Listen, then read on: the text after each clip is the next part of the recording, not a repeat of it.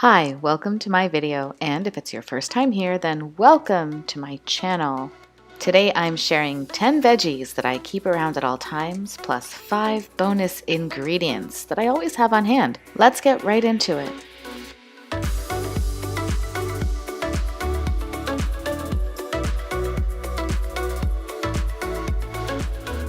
Starting us off are tomatoes, which I know are not really a veggie, but they're so important that I had to count them as part of this list.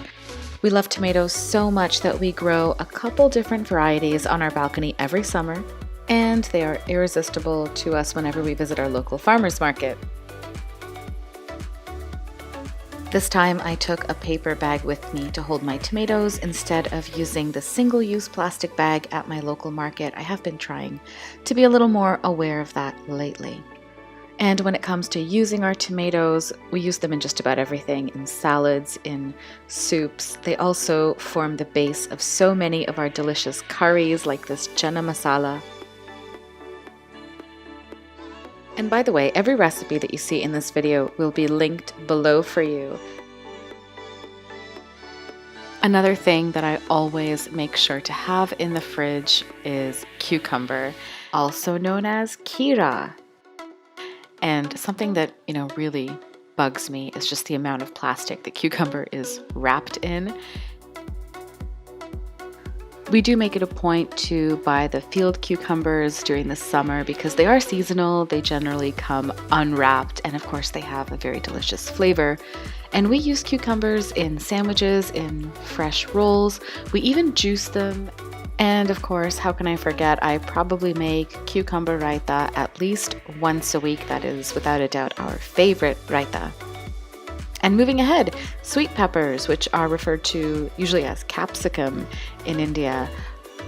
I typically have the red, yellow, and orange peppers around for tacos and stir fries, but I will occasionally buy a green capsicum as well if I'm making a specific dish.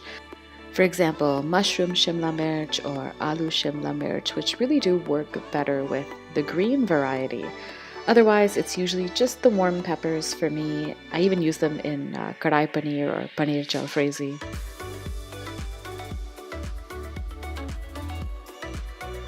And something not typical to Indian cuisine, but which I always need to have around for some reason, is zucchini squash, which is called courgette in French. I'm very fond of it for some reason. I put it in pasta dishes, in stir fries, into soups.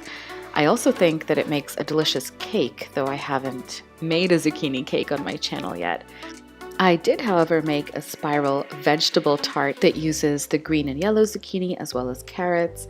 I made this a long time ago, about 2 years ago, I think. And it is a bit time consuming, but it makes a very visually stunning tart. If you want to check that out, again, it's linked below for you. Moving ahead is the sweet potato, or shakkar kandi in Hindi. And my favorite thing, my absolute favorite thing to make with this is a red curry sweet potato soup.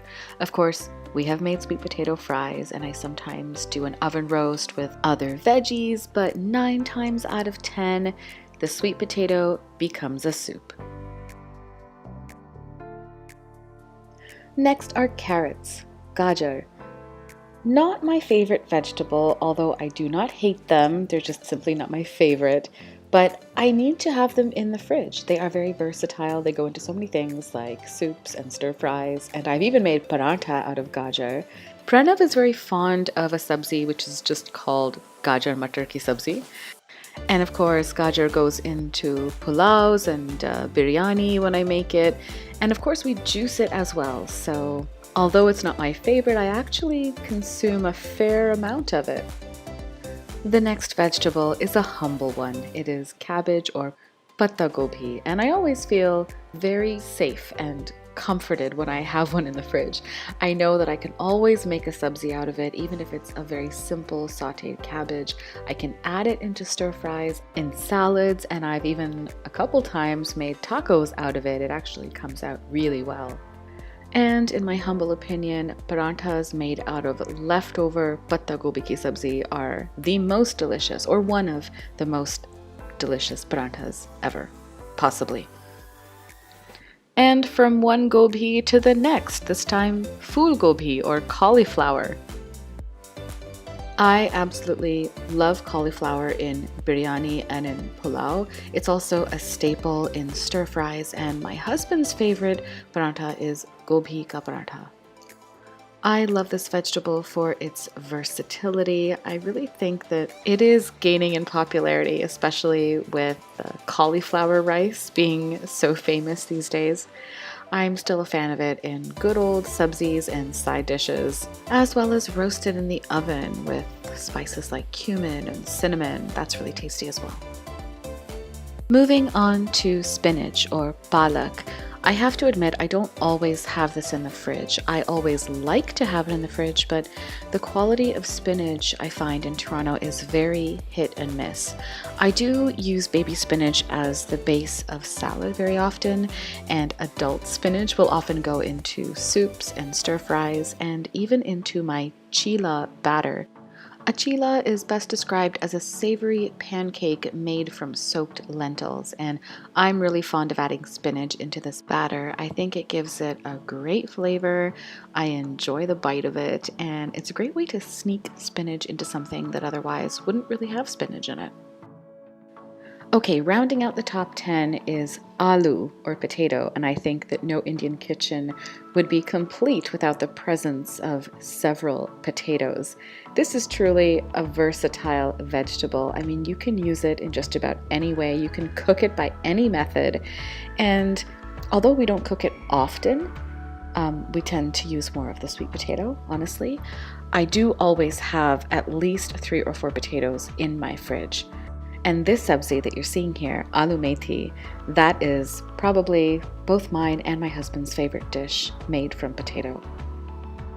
Okay, I'm going to share 5 more ingredients with you that are not vegetables, but they are things that I always have on hand because they enhance the flavor of food and they are essential to so many of the dishes that we make.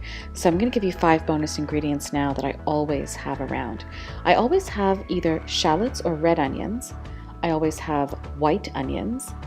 I always have ginger because it goes into food as well as in chai. And of course, I keep a lot of mirch, typically the hari mirch or the green chili pepper. And finally, cilantro. Not just for garnish, although that is probably where you see it most often in Indian cuisine.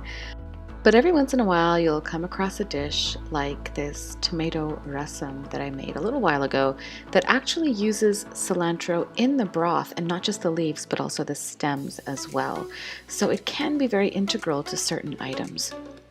Like chutney, for example, hari chutney is usually comprised of cilantro and mint. It actually forms the basis of that chutney. So this is definitely something that you will always find in my kitchen. These are all fairly common vegetables, but if any of them are new to you or you haven't tried them before, then I hope you found some inspiration to go out and try them. All right, that is the video for this Monday. I really hope that you enjoyed spending time with me. Please hit the subscribe button. It really means a lot to me when you do, and if you like this video, don't forget to give it a like. I will see you very soon in the next one. Okay, bye-bye.